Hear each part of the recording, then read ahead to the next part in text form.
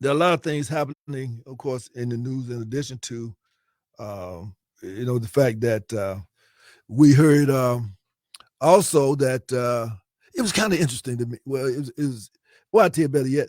I think the best thing to do, Jay, is for me to read what I wrote, and then now I'm not. I don't read this to offend anybody, but I do read it to explain my disdain at how people uh, handle life and the life of people that we really should be caring about. Okay, and I started off like this.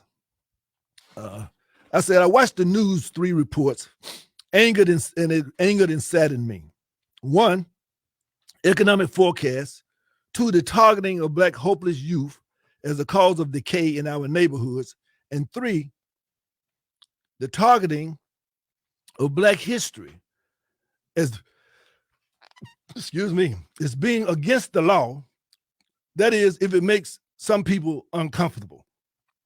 Where's the voice of the Ministerial Alliance, Democratic Party, NAACP, Urban League, politicians, Masons, frats, Soros, and the public outrage, Broadway party goers, social media haters, who are inadequate parenting of toxic mamas and absent daddies, who have sold their souls for pieces of silver called crime prevention silence?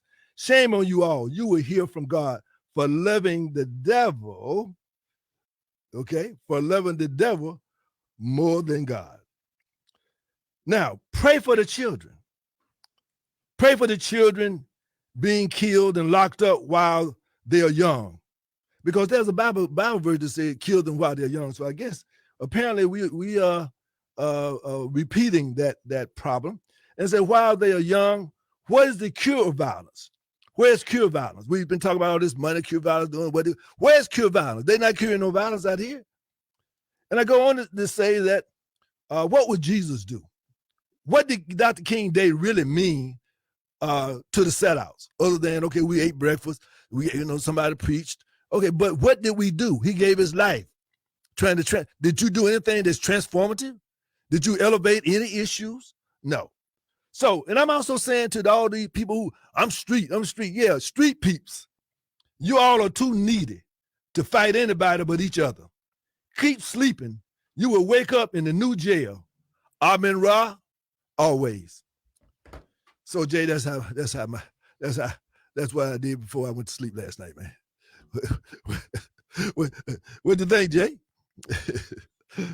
I think that I was delicate. You know me. I mean, wasn't that nice? I mean, that was kind of nice, wasn't it? Yeah, I think that was especially for anyone who's never tuned in. Yeah. Quick little warm up, I think. Yeah. I'm just trying to say, I'm just saying that who cares about the children? That's a real question. They're gonna talk about we're gonna make them. Yeah, I get it. Listen, I'm as concerned about them as you are, but I want to solve it. I know we can't lock it up. Why are they like that? Why are they so hopeless? Why are they so angry? Now again, we talk about this all the time. Parents don't want to take responsibility. They want to call the police. It's not fair to put this on the police. Your neighbor's supposed to check that little child when he's supposed. You saw the little kid when he started acting a fool. Oh, boy, forgot though. The mama said, don't talk to my children. Oh, okay. So you don't talk to your children. Now your child disrespecting the mama and everybody else, and now you can't handle them. Now you want to call the police. Shame on you.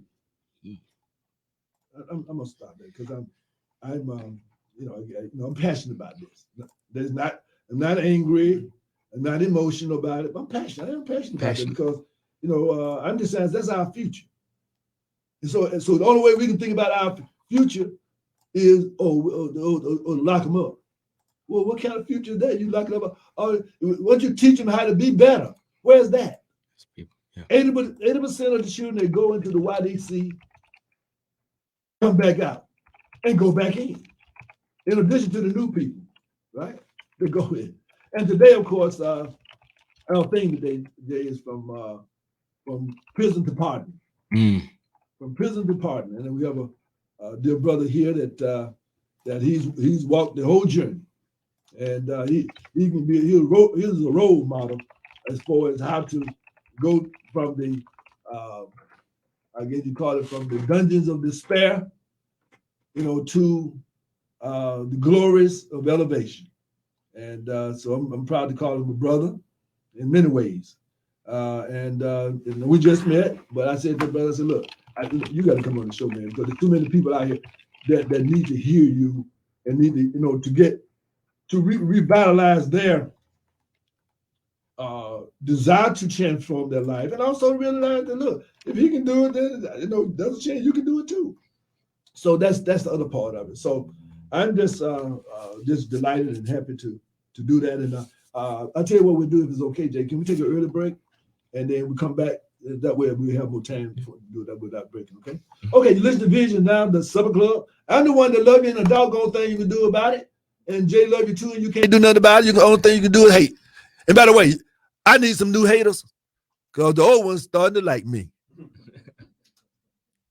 Praise the Lord, Columbus. Mind of Christ Ministry invites you to come and worship God together. We are located at 3007 Clover Lane, Columbus. Our services are Sundays at 11 a.m. and Wednesdays at 7 p.m. for midweek empowerment. We are a non-denominational, multicultural congregation where all are welcome. This Friday, January 13th at 6 p.m., we will present the Let's Talk Business Seminar. Registration is $75. Topics include business startup, establish a business credit, and grant funding. We look to see you this Friday at Mind of Christ Ministries at 6 p.m.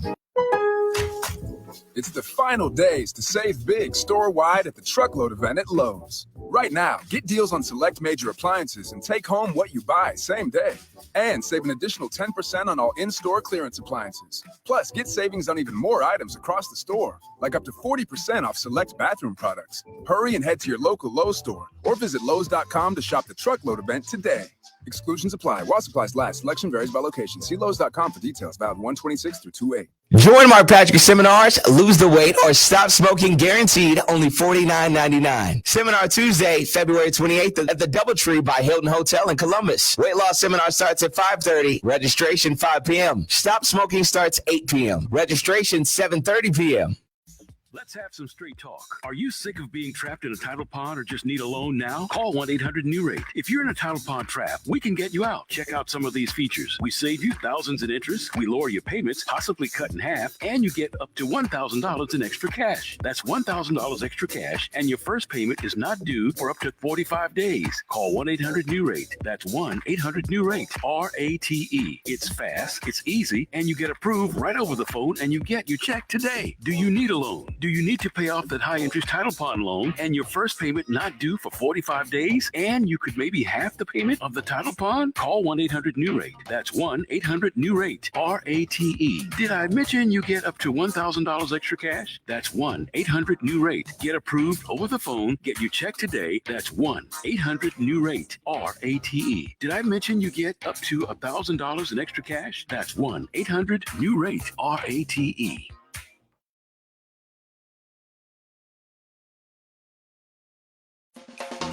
Corey's Furniture Express, your express way to saving. Looking for a rug for the new year? Look no further. Goree's Furniture Express has over 200 rugs in stock that must go. 5x8 rugs just $50 and 8x10s for just $99. But hurry, when they're gone, they're gone. Start the new year off right. Goree's Furniture Express, 3797 Alabama Highway 169 in Opelika. Happy New Year from Goree's.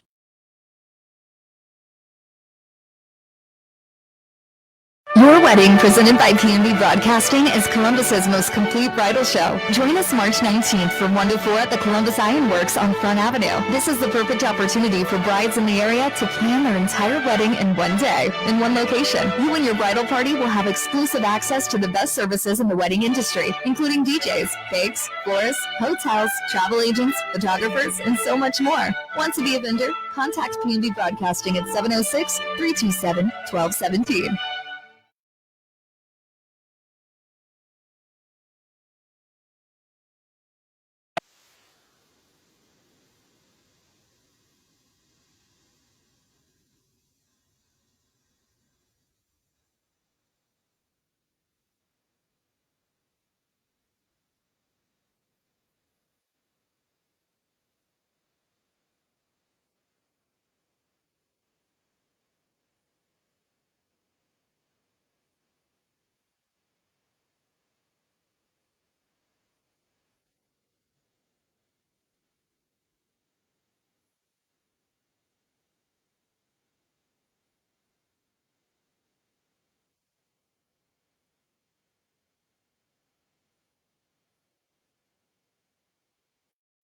Welcome back to Visions Now, the Supper Club, and we get ready to go into our main meal, and that is brother. I guess I won't I won't say on the streets he's known as Dez. I just say that people who know him, he's known as Dez, and brother Dez Jones. He's a native of Columbus, Phoenix City area, the Valley, and he and I both serve on the New Life Second Chance board of directors, and that's why I met him at, and I was very impressed with something that he showed me with a little light on the top of it. And so I say, I got to talk to that brother right there, find out what he know. And of course, he's presently, he's been quite a journey, presently, he's with the Georgia Department of Behavioral Health and Disabilities. He's domesticated. And what that means is that he's been married, and he is married. He have 2 daughters, one at Alabama State and Troy State University. And he hunt and fish and ride motorcycles.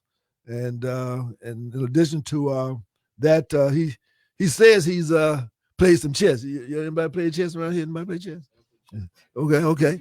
Well, I told him he can beat me up a few times, but you better go and get it in because I'm a quick learner. And so I'm going to be getting back at him.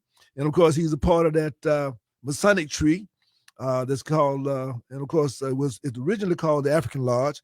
And of course, affectionately, we refer to it as Prince Hall, which is, I guess, in Masonic terms, Prince Hall would be like the daddy of Masonry, whereby African Lodge would be like the granddaddy. We'll put it that all right? Absolutely. Okay. And so, of course, since that time, there are other lodges that have come off on that tree, but Prince Hall, of course, certainly set the tone, and of course, then he's also a part of I might get it a little wrong, Philexis Society of Prince Hall, and the Sons of Solomon. And he ride motorcycle too. I guess that's different from the Hells Angels. They like the Hells Angels. Yeah, so. we would be more law abiding than the Hells. Okay. You guys might go into Jay. You might go right over there. Okay, all right, good. Okay, so again, good to have you with us today. And so how things been going for you? It's been going wonderful. I've had an excellent start to 2023. I'm grateful to be here. I thank you for inviting me. It was certainly no coincidence that we met. No, not at all. No, I don't believe in coincidences. Not at all. Absolutely. Exactly. And I think we can do some wonderful things. Oh, no doubt about it. We already doing it. I mean, we're already cranking. No doubt about it. It's on. And one of the things that we're talking about doing, and Jay plays a part in this, is that we're looking at, as you know, I do reentry program for offenders. And one of the things that I think we perfectly aligned for is, you heard of Alcoholics Anonymous. Heard of Alcoholics Anonymous, and they got another one called Narcotics Anonymous. It's okay. Well, we're gonna do an Offender Anonymous, okay, and with the same concept, and trying to elevate people back to some type of health, and also for those who want to go further, we got some places they can go, because there's more room. There's a lot of room upstairs, So we there are many rooms in the mansion, So we can we teach them how to knock on the door, and then everything be in order. Distinct knock. The distinct knock, no doubt about it, and they understand how to level up, and then how to maintain the square. So that's a whole nother discussion there. Jay, we're gonna get Jay. We're gonna get Jay in the room and get Jay straightened out too. Jay ready, no doubt about it. So again, we'll start from where we started. I guess when I listened to you in our board meeting, and then I found out that you had served time. I did. And I was just impressed with. Well, again, I mean, I don't know, maybe, I didn't know you before, but I'm just saying that, I mean, was your journey from the prison? I called it from the prison to the pardon because you mentioned you had just gotten pardoned. Right. Okay, let's do it in reverse a little bit. Tell me, what does that mean to get pardoned? A pardon is an official act of forgiveness by the state of Georgia. So it doesn't necessarily remove the conviction from your record, but it goes on as saying they've officially forgiven you and all of your civil rights have been restored. And that is the right to serve on a jury, the right to be a notary public, the right to own and possess a firearm. Oh, okay. Are you a notary public? I'm not a notary okay. public, but I want every right that's been restored to me. So I'm going to be a notary public too. Okay, I might hope my little sidekick. I might try to get her to be a notary public. You know, as a matter of fact, yeah. But put that on to-do list for you. Become a notary public. That's good. Now, what kind of child were you when you were growing up? I grew up to the local area here, like we mentioned in the intro. My dad worked at Uniroyal. He was he had served in the military. Just a regular family. I mean, did he grow up in there? Or did he move here because of the military? He grew up here as well. Okay. And I was mostly raised in East Wind neighborhood. Not far from Oh, you one of them Jones? I'm one of them. Well, we might be kinfolk there, boy. We one of them Jones now. Well, we got to go a little deep in this DNA thing. You come out the dub, then okay, now we want to talk. Yeah, there's no doubt about it. See, okay, all right, cool. So that's right. That was my area of town, and I just ended up with a bad crew. Now, of course, I'm Dr. Hood, and I got my thing. So I always say, the people say I was with the wrong crew, and other people say that they were with the wrong crew. So at some point, you was the wrong crew. Well, let's just say it was right intention. Right. Everybody say, my child hanging out with the wrong people. Another one will say, my child hanging out with the wrong people. Wait a minute, that's everybody hanging out with the wrong people. Yeah, but I get what you're saying. No doubt about it. Maybe you were younger and you were hanging out with a little older crew. It was. Some of them were my age. Some right. of them were a little older too. Uh-huh. But whatever the case may have, we just ended up doing knucklehead stuff. Right. No doubt. It's like what I try to tell some of the younger guys here. They don't always realize the consequences, the legal repercussions of the things that they're doing in the street. No. And so I was eventually charged with armed robbery. Right. And I tell a lot of guys now that they usually don't realize it. That's a 10-year mandatory sentence right now in the state of Georgia. Yes, if you sir. get convicted of armed robbery, you will have to serve 10 years in prison. Double digits. At a minimum. Yes, sir. At a minimum.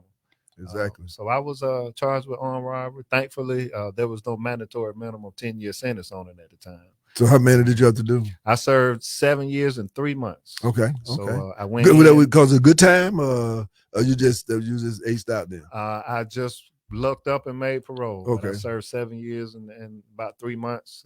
I went in. I was 17 years old. Mm-hmm. I was about 24 when I finally got out. So right. The world had completely changed. No, I was, on Thursday, I go out to the prison, to the transition center, and do my group, and one of the guys, I guess he must be. He's about 27, 28 now, and he came in at 17. Mm-hmm. And I was talking about some things that he was saying, well, Dr. Hood, I mean, how do I do this? But I ain't never lived. I said, you're doing it right now. Learn how to listen to somebody. I mean, okay. Yeah, I mean, yeah. Then you look at your experience, mm-hmm. and then you can begin to be more critical about yourself. But as long as you want to make excuses, regardless of what the situation was, right. But begin to ask yourself, what was I thinking? Mm-hmm. I mean, what was I thinking? Mm-hmm. And then you can get into well, what made sense to you and why it made sense, and then now, of course, it don't. So therefore, now you got to. I think you kind of got to go back and kind of peel that onion down a little bit, don't you? Absolutely, you do. Absolutely. And so I have a degree in psychology, and it helped me so much in not only understanding the world around me, but myself and why we make the decisions that we do. It does, man. And one of the basic questions that the study of psychology poses to a person is risk versus reward. Right. So if you understand the risk of what you're doing and compare it to the reward, right, you'll find that some of the crimes that these guys out here committing, the reward isn't worth that risk. Right. You know, the young guy that went on the robbing spree yesterday on Victor Drive, 6 or 7 stores robbed. Yeah. He might have got $1,800. Right. $18 is the risk, you know, Right. Is the reward rather, Right. and the risk is going to be at least 10 years in prison. Right. So if you just ask somebody, you walk up on the street and say, "Hey, man, I'll give you $1,200 to go to prison for 10 years." Right. They're not going to want to do that. Right. Take this case for me. Right. When you say you did it for me, I give you $1,200. You know, you say you did it.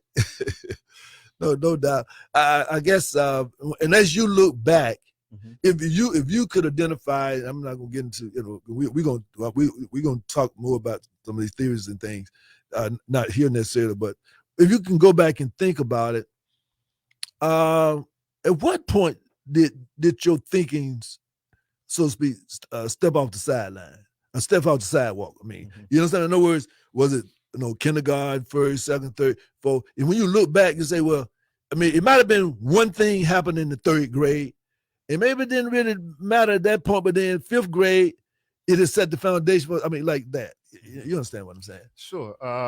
I would say I would have to place that probably somewhere around the 8th or 9th grade. Okay. So my grandmother lived in Phoenix City, so I went Right. to school in Phoenix City. Right. A few years I went in Columbus. I was back and forth. Right. Most of which was spent in Phoenix City, and then I started going to high school in Columbus. Right. So I went to Carver, I went to Spencer. What job, man? What job, man? I don't know how you can deal with Spencer now as you went to Carver though, but that's another story there. Yes, I don't know. So I guess I would say being just going from high school to high school. Right. I feel I you. met people, you know, Right. all over the city. Right. You know, running the Right. streets. Now, what they call gangs or just cliques when you were rolling? So this was around 92, 93, 94. Okay. And Columbus was certainly gangbanging. Okay, so I know now the dub was doing the cripping back in them times. That's right. EWIC. Yeah, right. Yes, I know, because I mean, I know. That's my peeps out there. So you know Nub? I do. Okay. We go talk then. Personal friend of mine. Oh yeah, okay. Well, then that's Nub. Spoke with him yesterday. Everybody know about this big brother. Okay. So I understand the atmosphere, you know, and so now, why were you kind of like, how were you handling your family at that time? Actually, Dr. Hood, my dad went to prison when I was about 15. Okay. He went to prison when I was about 15. Okay. So it was my mother and I. So I had a sense that the weight of what my father was doing for the family, his responsibilities, I had the feeling it was on my shoulders. Right. And of course, I was ill-equipped to handle that. Very much so. And so my efforts at doing that were is what led me. Oh, okay.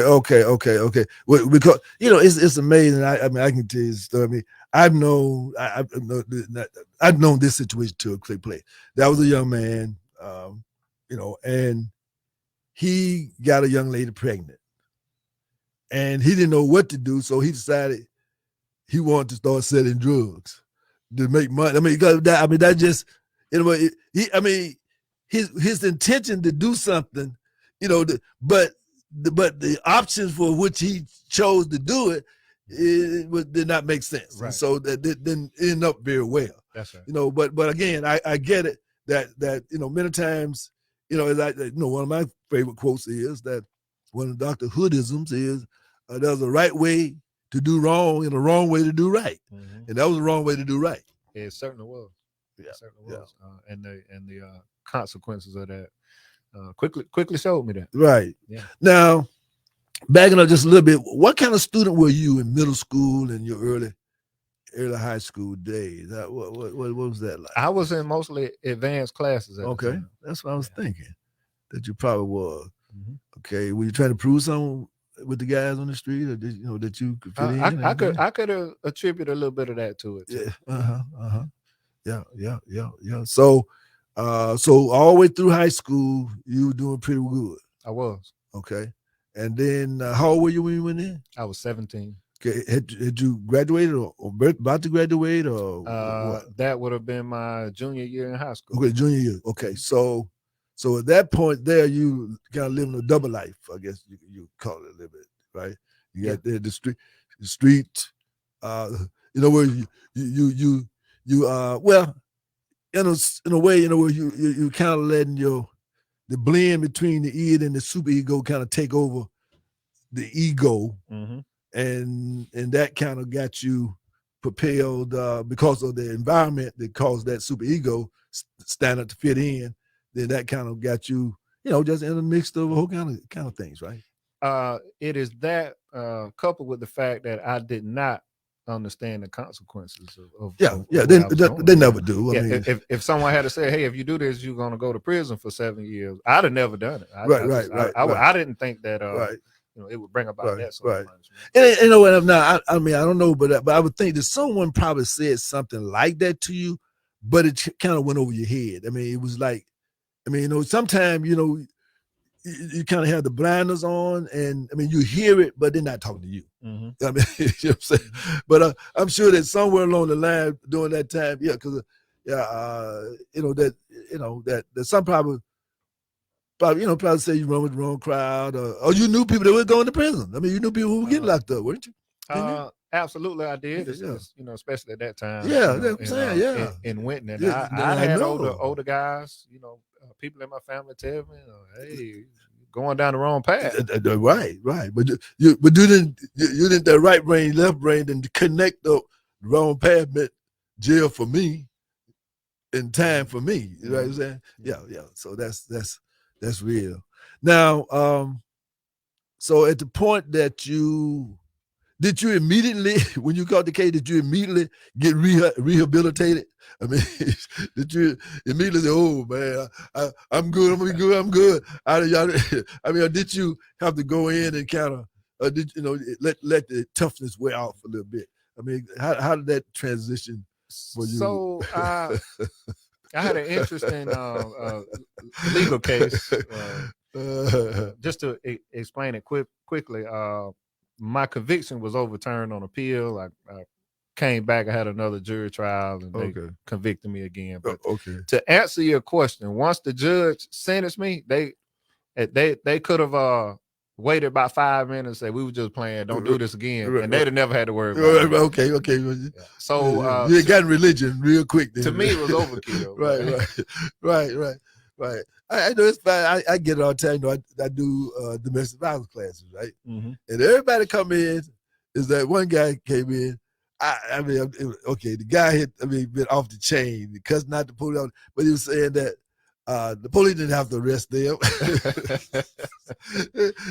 He didn't do nothing but cuss him out. I mean, now from his standpoint, what his thing was, he didn't really beat up nobody. He didn't, but again, the way he was clowning though, even the neighbors had called the police. But to him, they could have gave him a pass. You know what I mean? Mm-hmm. They could have just talked to him in the back of the car, and everything could have been okay. So he was still holding a grudge until I had to walk into him a little bit and kind of explain to him that at the end of the day, if you hadn't been drunk, then none of that would have happened.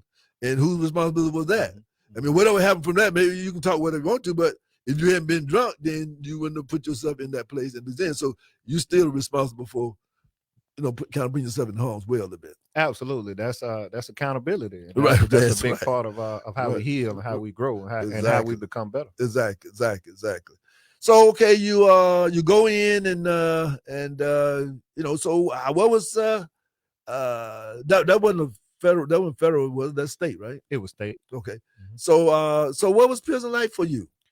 You had some friends in there already, I guess, huh? I did. I had some people in there I knew at the time. There was a prison in Georgia. It's a women's prison now, but it's called Alto. Oh, I remember Alto. It's where they sent all the young guys coming into the system. Just prison full of young guys, wilding out. So at that time, I sort of fit into that. Okay, right. And 2-3 years in, I'm just figuring out I'm missing Christmas and holidays, and my family and my cousins are growing up, and my my mother, she's staying in my life, but every time I see her, I can see the worry and concern, and so I quickly figured out that once I get out of here, I'm not coming back. Right. And I set my plan in motion from there. So now, so okay, when you first went in, you wilding out and you kind of doing that kind of thing, but at some point you decide, well, you're gonna do something different. Okay, you started off serving time. Mm-hmm. At some point in your case, some point you transition and say, well, I'm gonna start making time serve me. That's right. Okay, so talk to me about that. So that started, I think the first thing I did, I got my GED. And of course, I constantly read books and, just educated myself on certain topics. I knew I wanted to go to college when I got out. So mind you, there's no internet here. There's the library. There's the card catalog. That might be your saving grace, because this internet is killing them, man. I mean, the internet is messing them up. They need books. They should really eliminate internet, I believe, and get people into reading books. Mm-hmm. I mean, I think that would be in the long run really much better for them. But that's one of my idiosyncrasies. So it was just information and what I needed to do in order to stay out once I got out and to prosper. So thankfully, I was able to get my plan together, and as soon as I got out, I executed. Now, how did you? A lot of the guys, they got beefs with the correctional officers and with the counselors. Mm-hmm. What was your approach to dealing with all of that? I mean, most of them were just there to do a job. There's no real concern for you or your rehabilitation. You just there staying out of trouble, waiting until they open the doors. That's how most people that are doing their time instead of the time doing them. That's their take on it. I want to stay out of the way. I want to stay out of trouble. Most of the people that work there, that's their same mentality in a sense. I'm here to make a paycheck. Right. Now, was there a library where people could send you books? Because I know these days, I mean, it's a little tight about getting books in, I guess. At that time, every prison I went to had a library. Okay. And I was there frequently. Right. That's good. That's a good thing. So then let's fast forward a little bit. You move on down the road to getting ready to get out. Now, had you already started getting your GED and all that at that point? Yes, I'd already done that. They sent me to the Albany Transitional Center. Okay. I worked a few jobs in Albany. Right. I worked at a car wash. I worked at a peanut factory. Right, well, of course, that's Albany. That's Albany, man.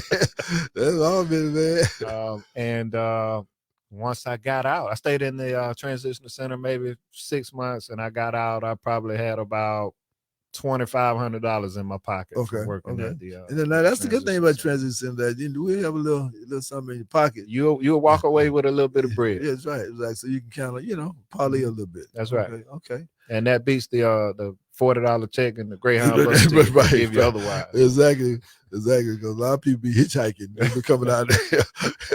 They owed the $40 to somebody already in there, so they didn't have that. Right. So okay, so you get out and what's your first move? You back out on the street? Did you take time to catch your breath, or did you hit the ground running? I hit the ground running. Just checked in with my family. Thankfully, my mother was stable. She provided me a place to live. Right. A few weeks later, I was at CVCC. I was registering for classes. Okay. Get my financial aid paperwork together. Right. I was still on the leg monitor. Right. Still on parole. Okay, yeah. I'm sitting in my first college class. Right. As a 24-year-old man, right, on parole with a leg monitor. Right. And, exactly. And all of the people sitting in here with me, they don't know that. Right. Exactly. Okay, so you go to CVCC. And you just start taking the basic classes, things of that sort. And I guess that was a year, 2 years, or I eventually transferred. I started going to CSU, but the most important thing I gathered from CV, I met a young lady at the library, mind you, and she would eventually become my wife. We've been Okay. together See, for 21 years. We have 2 daughters. It was good for you. It was That's good. right. It's right. You were ready. you were ready for somebody. Somebody got to get it. Somebody. right. So you made a good choice. Then so you went to CSU, and I guess you already decided you want to major in psychology or what? I actually started out in IT. Okay. I took an intro to psych class. I needed something to fill in for my schedule. And I had an older cousin. He was going through a mental health crisis at the time. Okay. And so nobody in my family knew. It was just, the term he's going crazy. Right. We didn't understand. Oh, yeah, the boy losing his mind. He losing his mind. Right. He got a hold of something. Right. You know how he owns something, or something on him. And I had the option of, it was an elective. It was like a history of Shakespeare or either intro to psych. And I chose intro to psych, and everybody was like, you should have took the easy class. Well, I think psychology would be more interesting to me. Right. And once I took that class, I was sold. It was a wrap. Yeah. Right. So eventually you went on through it, and I guess, and got your degree. I guess that was certainly a proud day for the whole family and everybody. I guess were you married by then? By the time Yes, I was. I was.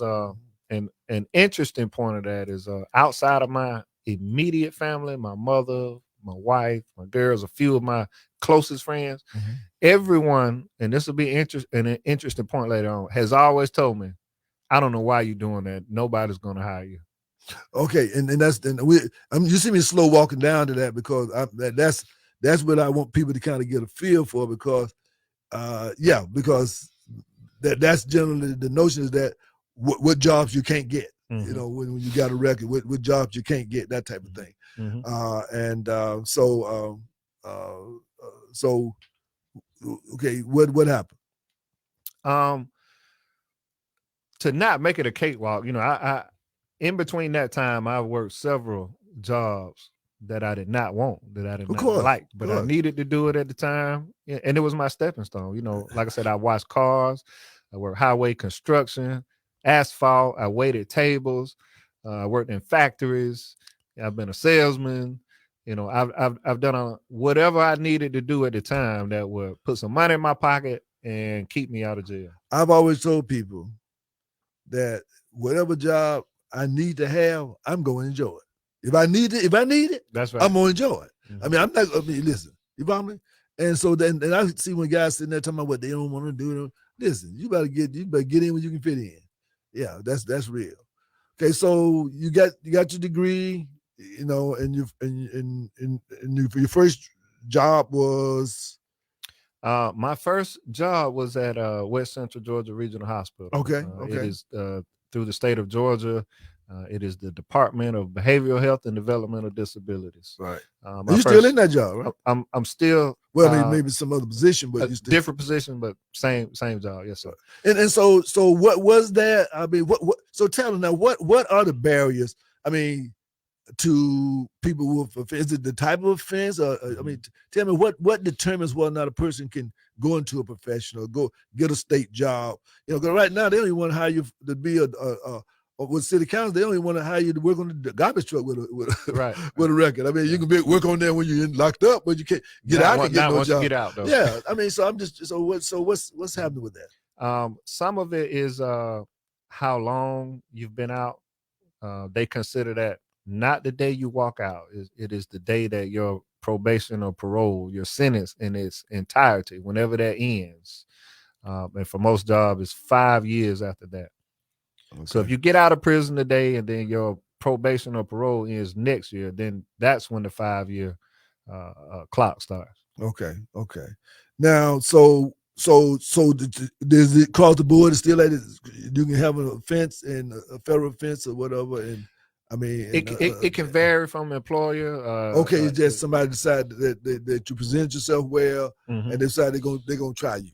And I had good recommendations, which is another important thing that I tell guys. And where did the recommendations come from? I would rather not say the person. Oh, okay. Well, not the person, name, but I guess my point is that I tell the guys many times that, for example, with me going into the prison, that you show me a good pay, because I would like to be able to be a reference for you later on. Right. I Absolutely. mean, this is not just, and so that's the main thing, that you don't never know who can be a reference for you. Absolutely. That kind of thing. That's what I'm Absolutely. saying. So there's people that have met me similar to the way that we've met. Some of them haven't always known my story until later on, and they're usually surprised to find out. Right. And those people have, spoken up for me when I've needed it. Okay. We're going to take a pause right here, and then we're going to come back, and then we're going to also bring in another guest with us today from the Revolution. So we're going to find out about, is it Cody? Okay, Cody from the Revolution. So we're going to find out a little bit about, and now what he first said to me, it sounded pretty good. So listen to Visions now, the Supper Club. Hope you're enjoying the menu. The dessert is here, but you might not have no dessert tonight. But the dessert is here. But a nice menu. We're the one that loves you. And a doggone thing you can do about it. But listen, and you want to call in, 706-324-1420. You can call in. You got a question? We got you.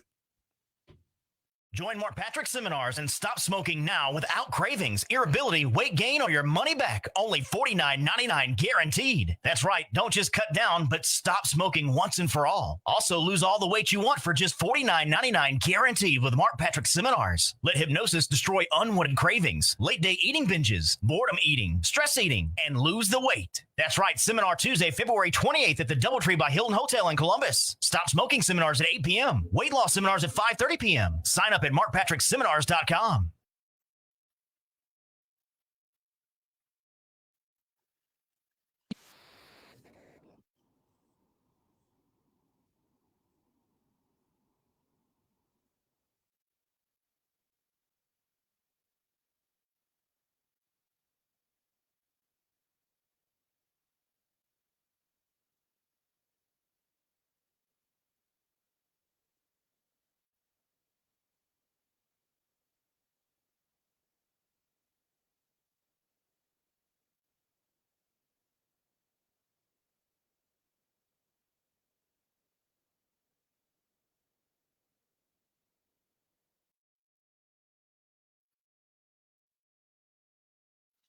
Welcome back to Visions now. And then that's generally a big topic we deal with relationship here. Because my thing is this, just speaking psychologically, nothing will go on in the world until males and females start loving each other again. Because everything wars, rumors of wars, murders, everything start right there. And so when we get more, the majority, like when the spirit of the majority of males and females loving each other more, then we're not going to have the killing. We don't allow all that. We forget that. So that's one of the reasons why I focus in on those relationships and understanding, what those relationships are about. Okay, so again, so long and short of it is that really that you are from prison to pardon, you are a role model in my book. I mean, you're an upstanding gentleman. You again, you know which way is up and which way is down. So it's above, so it's below, and you're a role model, and I like to appreciate it, and again, I look forward to working with you, and look forward to you, coming in, and I'm gonna try to mentor you as best I can, and put you up on a few things that I've learned in the craft, and hopefully that, and I already know you already had some past experiences that make you, real good for the kind of work that we do. So we really appreciate that. We have anything else you'd like to say before we transition a little bit here to Cody? Yeah, real briefly, if I can. To anybody that might be in my situation, you've been incarcerated, you're out, you want to stay out, you want to progress, you want to do good. You first must have a plan. Get a plan and execute the plan. That's it. Some of the guys tell me, that they're faced with so much, so as if it's a huge choice or decision you have to make. And it's not. It's actually just a lot of small choices that you have to make every day. The right small choices every day. It's not one big, huge decision. And so I try to wake up and do that consistently. It could be as simple as, while I was in college, I would have some of my friends say, "Hey, let's go out tonight. Let's hit the club. Let's hit the sports bar. I need to be studying." So the difference between studying and passing one test could alter the whole course of your life. So with that, thank you, Dr. Hood. I'm glad we met. Thank you. And we might have to have you as a regular, brother. We might have to have you as a regular. You know what I'm saying? You got. I certainly consider. Yeah. You got. In other words, you got a lot of content. To share, and so we said that we're, it's available to you. Because I just think that, your voice and what you learn. I think that a lot of people can journey from that. Okay. What we got another mic? Do we need to have them share the mic? Okay. Okay. You can come around this way. You want to? Okay. How you doing, Cody? I'm doing good. How about you? All right. And welcome to Visions Now, the Supper Club. And hope that you've been enjoying the food that we've been feeding you. Yeah, y'all don't know, but they got like champagne in here. Yeah, all of that, man. We got a little CBD over there. You got some, Jay? Yeah, so tell me a little bit about who you are, what you do, and what you're trying to do. So my name is Cody Collier. I'm with the Revolution Project. We've been working hard for just about 3 years to organize an army to really tell City Council what to do, because City Council has not done anything for 20 years. Nothing real. Oh, just 20, huh? Oh, okay. Yeah, you're nice. Yeah, you got to be a mathematician, but yeah, like we think that it's not their fault. Every time a politician does something, someone gets mad, so they are incentivized to do nothing for decades. Right. And so we are going to be the organized force that has been lacking in the political process to make them do things, to decriminalize marijuana, protect women's rights locally, build more homeless shelters. We want to be the wrecking ball that makes them get off their ass and do things. Well, my thing is that again, I just understand. It's just today I'm very careful about certain things, but that is I hate. In other words, we got to protect human rights. I mean, I got a piece that that a lady is on my page. We'll play it next week. But the lady was saying, they was asking, who has the less rights in the society? And the lady said, it's males. He said, because males take the hit for everything. I mean, like if anything go wrong 9 times out of 10,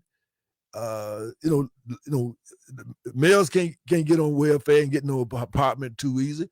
The lady can.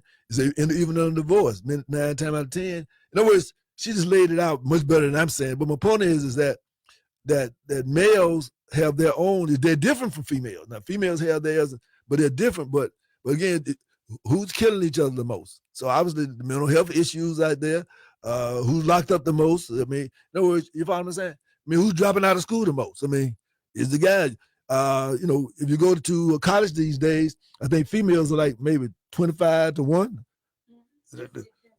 What school you go to, maybe some of them might be 15-1. But my point is that, you follow what I'm saying? What's that all about? Okay, so that's, I'm just saying that to say I know that, that there are a lot of things, the language is there, but I kind of challenge the language a little bit. It doesn't eliminate that. It just includes the fact that there's some disparity, and particularly if you're poor. Okay, absolutely. And so go right here. Yeah, no, I think that what you're touching on is big, especially if we're talking about like what's in our name, the Revolution Project, revolution, whether it's peaceful or violent, it's always poor men that go to the streets. I think that a very good example of that is that over the years and years that have gone by and jobs have gone away in America, that's what you saw have the infrastructure for such mass social uprisings with like Black Lives Matter and whatnot. You had a bunch of men that had nothing to do because the factory work has gone from this country. And especially if those men think that the political system is impossible to work with, if they think that they have no avenue, because it's not about voting good politicians in if they are incentivized to do nothing. It's about having that open dialogue Right. And that's not present. And so that leads to frustration. When men feel like there's no avenue left, they get depressed. They play video games for 18 hours a day, and they literally go crazy and they kill someone. Right. That's what men do. And let me say this again. And this, I just understand. I'm old school. And so, but this, let me just put this to you. See, it's like this. This society, this culture that we live in America operates out of a toxic root chakra. So the whole society is based upon greed, power, disrespect, because there's a toxic root chakra. So therefore, what it does is it eliminates males from becoming men. They're not men, but it's not of their own doing. It's because you cannot rise any higher than the society. Like you're in a group. You can't get no higher than the group that you're in your circle. You got to change your circle in order for you to get higher. So the same thing, we got to change the society, the culture, in order for us to be actually to have a culture that rewards men to be men and women to be women. Today, ladies are going crazy because they got them coming out of their masculine, their toxic femininity, which is masculinized. You know what I'm saying? Mm-hmm. So therefore, they can't even think like a mother. Let me tell you this thing. We got toxic mamas raising children. It's not their fault though. It's the culture that's just saying, look, you don't worry about your child, give it to somebody else to raise your child, and you just come to work. You know what I'm saying? I mean, you more valuable as a commodity, but you as a human being, no. You're gonna get out there on the street and you're gonna dig ditches like these guys do. In other words, they're rewarding them to be toxic feminine, as opposed to rewarding them for being mothers first, fathers first. Now when you go into other traditional societies and cultures, that's what they are. Those all these other things are there to reaffirm being a mother and father. Because at the end of the day, if we're not parents, what kind of future life do we have? So we got to keep the priority, the main thing that we got. There's societies that, and I don't know if I mentioned to you or not. There's societies and cultures that didn't even have prisons. They didn't have no prisons.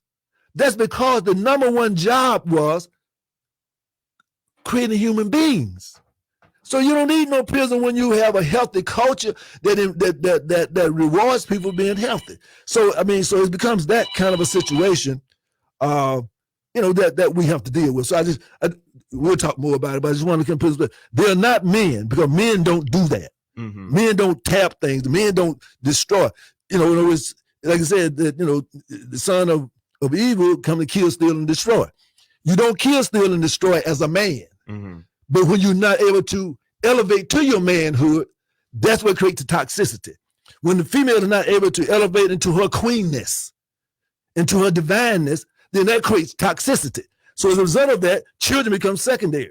So the children feel secondary, so the children become toxic, then they destroy up things. That's how it goes. Okay, we'll go right here. Yeah, if I may, I'm also a student of psychology and neuroscience and all that. And I do. So you understand what I'm saying? No, absolutely. I think a good way of putting what you're saying is that men are wired to go get something. Like we were the people that would go find water or something like that when we were cavemen or whatever. And we went in the cave with jungle man and cave. Yeah, absolutely. It depends on where you come from. So we had purpose. And when that purpose was ripped away from us, when we see a society around us that is of scarcity and not of opportunity, that's when you see what we're talking about now. We're talking about like, oh, well, I'm never going to be anything because the system's broken as it is. So I might as well just go kill someone, get my money for today, and that's all I'm ever going to worry about. Right. And just taking that same example. See, in my time, okay, when there was a scarcity, we came together. In these days, see, because it was an environment to create men. So therefore, if something endangering the women and the children and the old people, then men come together. Like talking about the danger on the streets. When there were men said, "Wait a minute, ho, boy, hey, come back here." No, men would straighten that out. Then they call the police later on, maybe if you need to call the police. You follow what I'm saying? So my point is that we have to create an environment where males can grow the man. Man is in all of them, but there got to be an environment that rewards the man in males. I think you need a system that's not holding people back. That's right. And that's not really oppression. And it comes down to just the system being in and of itself broken. These politicians are not incentivized to really do anything. Let's say if I wanted to be a city councilor, which I don't, I do not want to be a politician. No, you need to be though. I'm interested. What I want to do is I want to bully politicians. I want to be. But see, this is the problem. See, this is the problem with politicians. One of the things that politicians don't know who they supposed to be. We elect them, but then they go wait for the people that we elected them to fight for us too. See what I'm saying? So instead of them fighting for our interest when they go into those rooms, they go in there and cut a deal with those other people rather than cutting deals for the people that sent them. So that's why you need to be in there where you're not going to sell out. You see what I'm saying? No, absolutely. Okay, so you need to be at the table. I think that's a smaller part, because let's say I became that politician. Right. And I think I'm not corrupt. I think I'm a genuine person. I want to fight for good. Right. But I will become to the opinion that the revolution is about me maintaining my seat. Oh, if I lose because I decriminalize marijuana, then I can't help anyone for 20 years. You wouldn't do that, would you? No, that's false. That's the false lie that all of our politicians get into, is they're like, oh, well, I need to think long term. I need to not shake the boat by doing what's good. No, that's what the Revolution Project is about. You're going to shake the boat now. Right. Well, see, this is what I'm trying to say. They can't do it. They don't have the courage to do it, Cody. That's why you got to sit at that seat. And then the revolution gonna hold you accountable because you come from the revolution. Oh, we're gonna put our own people in the city council. Okay, cool. That's what I'm trying to say. You know. That's what I'm trying to say. That you can't put that in on them. They don't listen today, Cody. You're just a citizen, right? Tomorrow you get elected city council. Now you're an expert on nuclear warfare. What happened if yesterday you didn't know nothing about crime? Now, now you're an expert on crime. No. Now you don't want to listen to the experts. You know what I'm saying? Because it's politically not proper, because then you won't get invited to the right party, Cody. Absolutely. Yeah. Then your personal friends, won't get what they want. It's not about the greater good anymore. You follow me? No, absolutely. So therefore, somebody who's already accountable and knows they're accountable, that's whoever they are, that's who need to be at the table. And I agree, and we do have good politicians but even those good politicians do bad things because they believe that, oh, well, if I do this one good thing, then I'm going to lose my seat. But that's the false dichotomy. And if I may, like James Madison, who wrote our U.S. Constitution, wrote in the Federalist Papers, or expressed in the Federalist Papers, that he could not imagine an American society where 99% of everyone wasn't directly in the process telling the politicians what they want. But that's not what we have today. The whole system is not working the way it was written to work. And so now we need something like the Revolution Project to come in and tell the politicians what the people have been wanting for decades. Right. Well, again, the only thing that you and I probably going to bicker a little bit on is that the politicians been told, but they ain't going to do it unless they're replaced. See, that's what politicians do. See, that's the only thing politicians understand is replacement. You know what I'm saying? And I agree. So if I may, let's use the decriminalization of marijuana in Columbus, Georgia as the example. The plan is the Revolution Project has been building an army of activists for years. And all we have to do is call the people of Columbus and say, hey, do you support the decriminalization of marijuana? And it's Columbus, Georgia. So they'll be like, hell yeah. And we're like, all right, cool. I'm going to press this button on my phone, and it's going to make you leave a voicemail with your city councilor. And you're going to tell that man, I will not vote for you unless you decriminalize marijuana now. On a normal day, city council might receive 30 voicemails. That day, they're going to receive 200. They're going to think their whole world is on fire because they've never interacted with something this organized. Right. And that's what we're doing. We're going to scare their positions until they. The other thing about it is this, Code, is that if you get a petition for recall, that'll scare them too. Yeah, petitions are very helpful, especially if they no, petitions are very helpful. I know, But it's also one of those things that they can choose to ignore them if they think that it'll just hush it all up. No, but see, this is the thing about it. If you get a petition and you got 5,000 people, they know that 5,000 people can win pretty much any election. You know what I'm saying? Yeah. So it's not quite like. But again, you know, we'll get you straight, Cody. No, you're on the right track. You're on the right track. I mean, I've been working in politics professionally for about 6 years now, right. And petitioning is definitely going to be a big part of it. We already do have over 1,000 sign-ups. How often do you see people talk about recall? Not often. There's a reason for that. See, because recall means that we don't have to wait till your next election. well, you got time to make a line, come back and talk about all things you gonna do the next time. No, we're gonna get you right now. See, so that's why we're gonna be watching you during this process because we coming at you to put you out now. What I'm very optimistic about is that because we've been doing this for 3 years, we're finally getting to the point where this army is evident enough. I mean, we're on the illustrious 98.3. I'm drinking the champagne. No, 92.1. 92.1. My fault. Anyway, so we still illustrious though. Absolutely, it's very illustrious. But we're getting to this point where when we go to these politicians, I'm gonna say, "Oh, hey, city councilor, obviously you're one of the good ones, right? Like you want to decriminalize marijuana now. You want to build more homeless shelters now."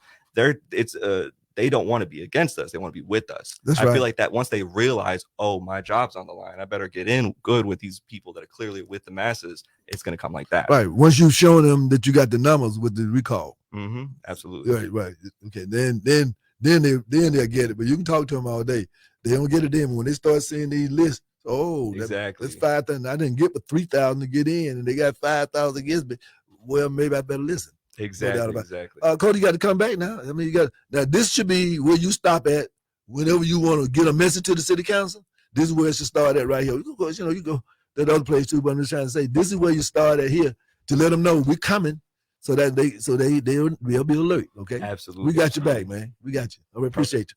All right, Jay. What do we? Everything.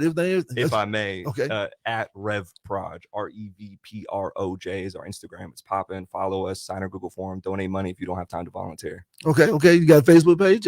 We do have a Facebook and a Twitter, but the Instagram is the best. Our website is revolutionproject.net. Okay. All right. Good enough. But again, you're gonna be back, and we're gonna be back, and we're gonna talk more about the history of that and all that today. We just kind of want to get to know you a little bit, and you could probably tell I'm a talker, so I'll come talk. Oh yeah, no problem. You can tell I'm a talker too.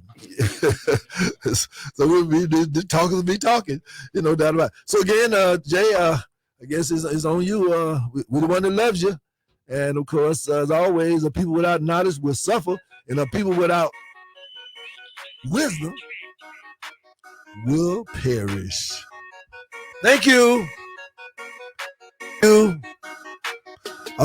Shuck a ducky now. Well, supper time is over for the day.